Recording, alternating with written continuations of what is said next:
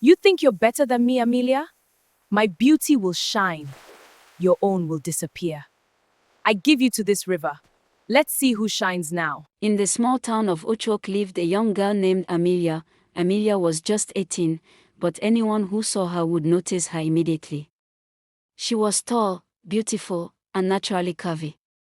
Her smile was warm, the kind that made people feel comfortable around her. But what made Amelia special was not only her beauty. She was intelligent, hardworking, and had a heart full of love. Her family was poor.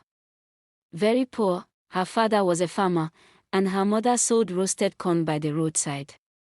Many nights, Amelia studied with a lantern because there was no electricity, but she never complained. She had one dream, to succeed and lift her family out of poverty.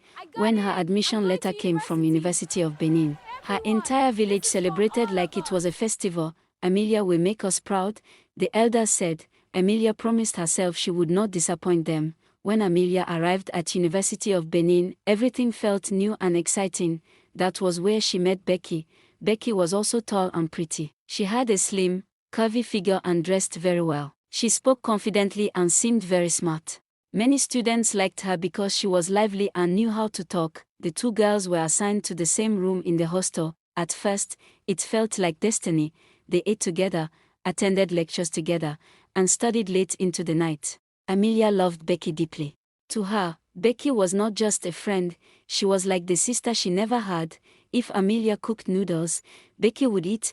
If Becky had an assignment, Amelia would help. If Becky was sad, Amelia would comfort her. But Becky's heart was not the same. Behind Amelia's back, Becky was a different person. She would sit with other students and say things like, "Amelia thinks she is too fine," or "that girl is pretending to be humble." Sometimes she even lied about Amelia to spoil her name, but whenever Becky saw Amelia, she would smile sweetly. "Amelia, my best friend," she would say, hugging her. Amelia never suspected anything. Her heart was too pure to imagine such betrayal, but Becky was jealous. Jealous of Amelia's beauty, jealous of her intelligence, jealous of how lecturers praised her. Every success Amelia had felt like an insult to Becky, and slowly, jealousy turned into something darker. One evening when Amelia was not in the hostel, Becky quietly took one of her clothes. It was Amelia's favorite dress, a simple blue gown her mother had sewn for her before she left for school. Becky folded it and left the hostel. She walked far, until she reached the silent river behind the campus. The place was lonely. The wind was cold. Becky knelt by the water and whispered strange words. Then she dipped Amelia's cloth into the river.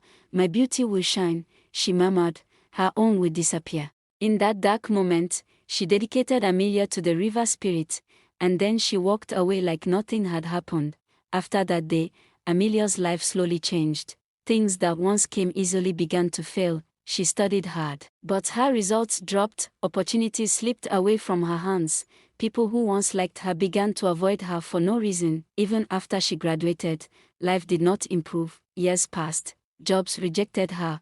Business attempts failed. Strangely, no man ever approached her seriously for a relationship. Whenever someone showed interest, something always went wrong. Amelia became confused. "God, what is happening to me?" She would cry. Her dreams of helping her poor family seemed to be slipping away. She experienced rejection, hatred, and disappointment everywhere. One day, an elderly woman in the market looked at Amelia carefully. "My daughter." Amelia, my daughter, Ma? come. Your problem is not ordinary. What do you mean? The old woman closed her eyes and began to pray. After some minutes, she spoke. "The person who did this to you is someone you once trusted." Amelia's heart began to beat fast. "A close friend. From your university days." Suddenly Becky's face flashed in Amelia's mind. The seer continued, "She took your cloth to the river and tied your destiny there. But don't worry. What is tied can be untied." Amelia began to cry. Years of confusion finally made sense. The seer prayed for Amelia and broke the spiritual bondage. For the first time in many years, Amelia felt light.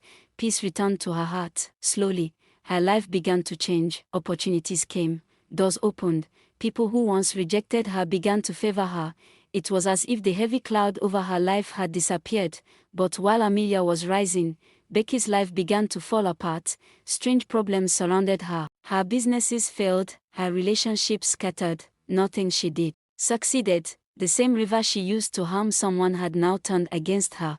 People whispered, "Be careful what you do to others, because evil always finds its way back to the sender." Years later, Amelia became successful and finally helped her family out of poverty, but she never forgot the painful lesson life taught her. Not everyone who smiles at you is your friend. Some people clap for you in front, and destroy you behind. But one thing remains certain: truth may be delayed, justice may be slow, but in the end, what you sow is what you will surely reap.